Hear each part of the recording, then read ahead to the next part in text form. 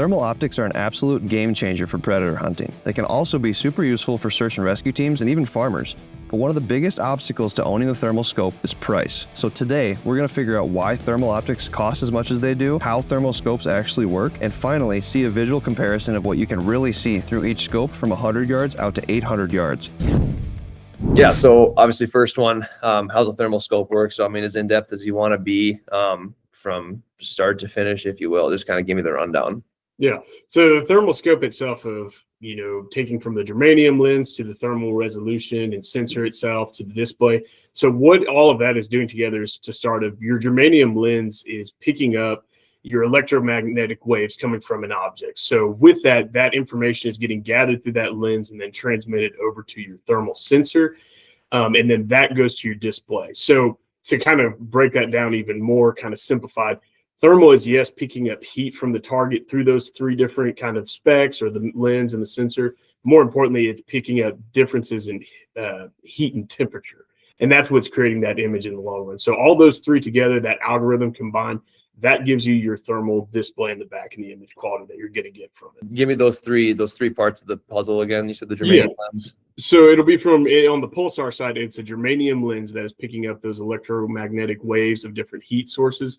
And that then gets transmitted into the thermal sensor that's inside the unit that then goes to your display. So from those different algorithms of what it's picking up, the different heat temperatures to that thermal sensor chip, that gets to your resolution, which gives you your overall display in the back that you're going to be looking through.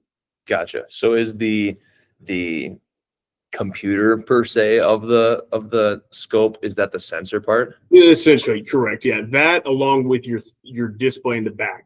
Like that would be kind of your computer overall together if you were going to put it in that term. I think this will probably be the number one question. That's the number one question I got in the store of like, all right, if I got a strict, $3,000 budget, $4,000 budget, something like that, what's the stuff that I should compromise on to stay within budget? Like, should I get a higher resolution and compromise on not having a rangefinder, or should I do something like that in the middle? Like, what's your take on that? It all kind of just depends on the scenario. And I think as a consumer and a person interested in going and buying a thermal, you kind of have to look at the overall hunts you're going to be doing yourself, typically at night, and just say like, all right, am I going to be taking, 200 to 300 yard shots every night? Or am I only going to be taking, I'm hunting in a terrain that's pretty well closed in by vegetation, anything like that. So sub 100 yards, one of the features being an LRF, let's just kind of say that, if you're shooting 200 to 300 yards, pretty consistent, and, there's a lot of pressure on coyotes and dogs coming in, and you're having to take those shots. And LRF is, something that you may want to have for sure, compared to a higher resolution, because, your depth perception at night and you're wanting to get that range at night. I mean, it's pretty tough to tell. Obviously, that depends on the caliber you're shooting, anything like that, but that would maybe be a feature. If you're shooting sub 100 yards pretty consistently and that's going to be it, you're not really having to worry about drop so much. Your LRF maybe in that sense isn't a priority. So maybe then you can say, okay, I'm going to use that budgeted money more towards the resolution itself. So, that's kind of where, I guess if you're talking features on it, LRFs and your resolutions or anything like that, that seems to be where prices kind of vary.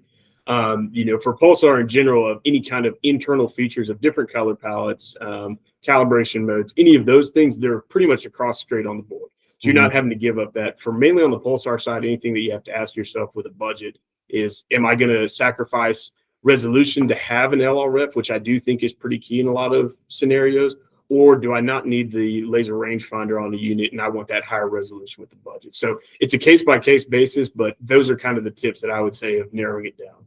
I always say with thermal, it's kind of you pay for what you get. So you have to understand that. And with the higher end thermals and the more money into it, there is going to be a noticeable difference more times than not. What's your take on putting a budget? So, say you got 5, 6, 7 grand, something like that. Would you split it between a high end, or would you do a high end scope, or would you split it between, something mid range and more of a monocular for scanning, or something with an LRF built in, or what's your take on that?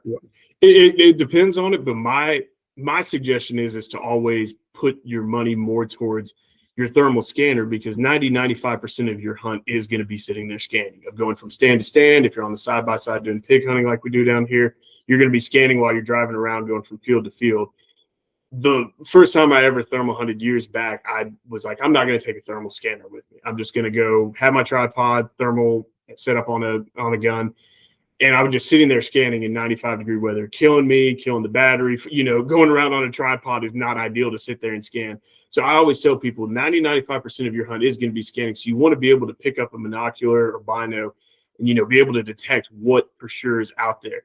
And so with a higher end scanner, being able to do that quick and at further distances, you can see if it's worth your time getting behind the scope. Because if you're able to identify it behind your monocular or bino real quick, then you already know whether or not you're going to get behind the tripod and do your gun and take that shot. So it's a case-by-case basis, but what I always tell people, the monocular and scanner side, there's also so many other different uses of it, of just not night hunting.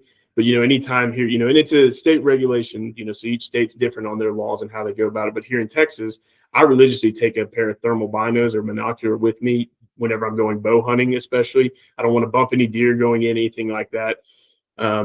So on that side, there's just so many different uses. So again, my suggestion is if you have that, as you were kind of referencing, that $5,000 to $6,000 budget, my recommendation is to kind of put that more towards your scanner just because of how much more you're going to be using it.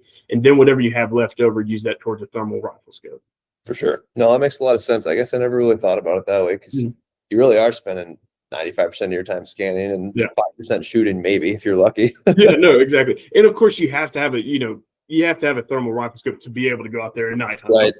So you need that. But I think that one thing that I would say a good majority of people will tell you after the first time of thermal hunting, if they don't buy a scanner, they're usually coming back or they're at least searching for after, because they're like, okay, this is why at SCHEELS, the SCHEELS expert was telling me why I need this and understand it. And again, there's just so many different uses for it at the end of the day of good hunting tool equipment. There's a bunch of people use it for HVAC. A lot of farmers use it as well, counting cattle, anything like that, trying to see if there's wet hay. So again, that's always my pitch, is the thermal scanner is one of the most key components to thermal and night hunting out.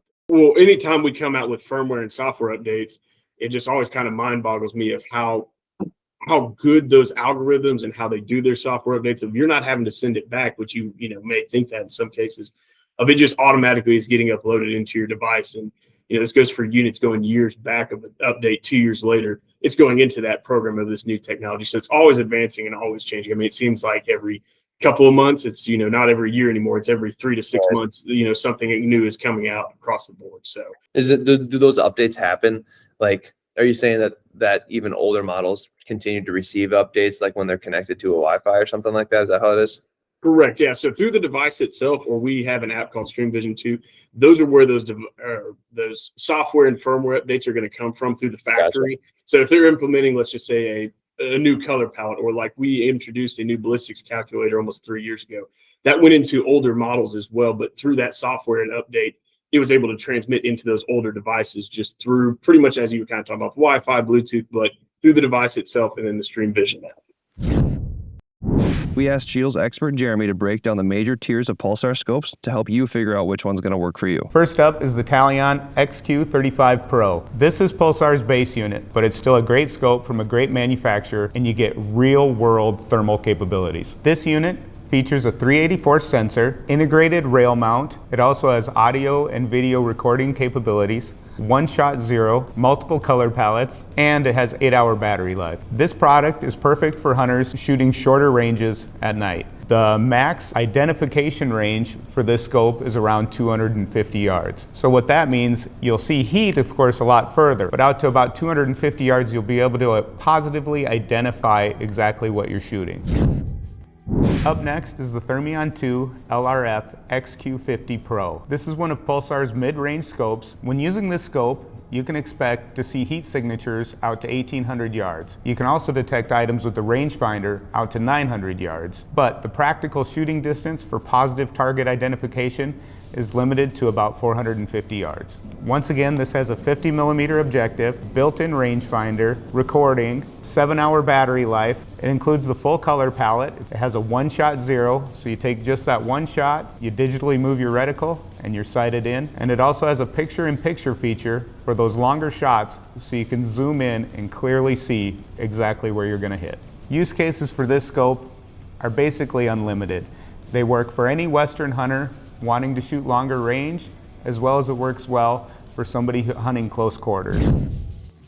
Now we're getting serious with the XP60 PRO. Your positive ID range of your target is going to be about 500 yards. That range at which you'll be able to see a heat signature will be out to 2,400 yards. It does give you a ton of features, a $99 value on the battery and a $250 quick detach mount. This scope features a 3 times magnification base range, making it perfect for hunters hunting in open territory, out west, with longer average shots.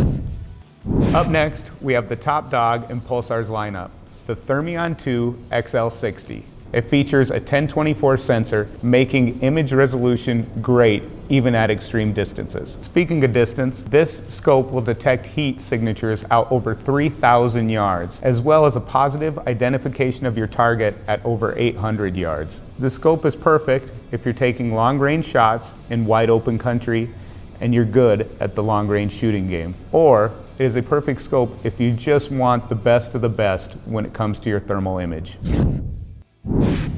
What you're looking at right here is a real-world side-by-side comparison. No guns involved, just 4 thermal scopes set up safely on a tripod. We're doing this to give you the clearest look possible at how each scope handles resolution and heat detection as I walk away from the camera with my dog. At 100 yards, you'll see that all 4 scopes pick up the heat signatures pretty easily. You can see both me and the dog pretty darn clearly, even on the entry-level Talion.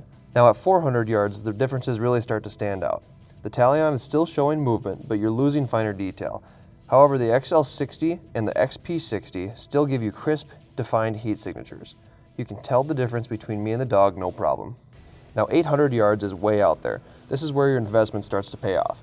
As we cycle through the zoom magnifications, the premium XL60 still delivers a clear, identifiable image. On the Talion, it's pretty difficult to determine what you're looking at. The XQ50 and the XP60 Thermions hold up pretty well, but the XL60 definitely comes out on top for clarity and detection at extreme range. The bottom line is that this test shows exactly what you're getting for your money. If you need to ID targets at serious distances, those premium models are worth every penny. If you're hunting closer, entry-level stuff will get the job done. Either way, Pulsar makes a scope that's going to fit your needs. Hopefully you found this video helpful, and if you did, make sure to like and subscribe so we know to make more of this type of content. If there's anything else you think we should cover or other questions you have, drop them in the comments and we'll get you some answers.